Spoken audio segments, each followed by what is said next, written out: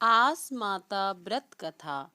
आस माता का व्रत महिलाओं को फागुन महीने के शुक्ल पक्ष की प्रतिपदा से लेकर अष्टमी तिथि तक किसी भी दिन देखकर एक दिन कर लेना चाहिए। तो आइए जानते हैं आस माता का व्रत कैसे करना चाहिए। यह व्रत फागुन शुक्ल प्रतिपदा से अष्टमी तिथि के बीच किसी भी दिन अपनी सुविधा अनुसार रखें। व्रत के दिन आस माता की कहानी जरूर सुननी चाहिए। एक लकड़ी का पटला लें और उस पर एक जल का लोटा रखें। उसी लोटे पर रोली से एक सातिया यानी स्वास्तिक बनाएं। अक्षत और पुष्प अर्पित करें। सीधे हाथ में गेहूं के 7 दाने लेकर आस माता की कहानी सुने। बायना निकालें जिसमें सूजी का हलवा, 7 पूरी और रुपए हों।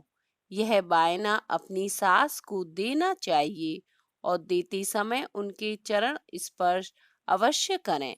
बाद में स्वयं जीम लें। ऐसा माना जाता है कि यदि किसी के घर पुत्र का जन्म हो या उसकी शादी होने जा रही हो तो आस माता का उद्यापन करना चाहिए। इससे 7 जगह 4 4 पूरी और हलवा रखना चाहिए। आस माता व्रत कथा। एक आलसी था। वह जुआ खेला करता और अनेक व्यसनों में लिप्त रहता। जब भी कभी वह जुए में हारता या जीतता था, ब्राह्मणों को अवश्य भोजन कराता था। एक दिन उसकी भाभियों ने कहा कि तुम तो हारो या जीतो, दोनों स्थिति में ब्राह्मण जमाते हो, ऐसा कब तक चलेगा। यह कहकर भाभियों ने उसे घर से निकाल दिया। वह घर से निकाल दिया गया तो वह शहर चला गया और आस माता की पूजा करने बैठ गया। पूरे शहर में एक खबर आग की तरह फैल गई कि एक जुए का बहुत अच्छा खिलाड़ी शहर में आया है। वहां के राजा तक भी यह खबर पहुंची और राजा उसके साथ जुआ खेलने जा पहुंचा। जुआ खेलते खेलते राजा अपना सारा राजपाट जुए में हार गया।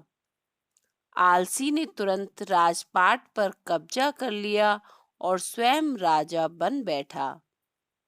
उधर आलसी की भाभियों के घर में अन्न की कमी हो गई थी तो वह अपने देवर को ढूंढने निकल पड़ी। ढूंढते ढूंढते भाभियां शहर पहुंच गईं। वहां पहुंचकर उन्हें सुनने को जो मिला कि एक जुआरी जुए में राजा से जीत गया और स्वयं राजा बन बैठा। सभी भाभी उसे देखने पहुंच गई। वहां उसकी माँ ने कहा कि मेरा बेटा भी जुआ खेलता है और हमने उसे घर से निकाल दिया था। वो भी यहाँ जुआ खेला करता था। वह बोला कि माँ, मैं ही तुम्हारा बेटा हूँ। तुम्हारी करनी तुम्हारे साथ और मेरी करनी मेरे साथ।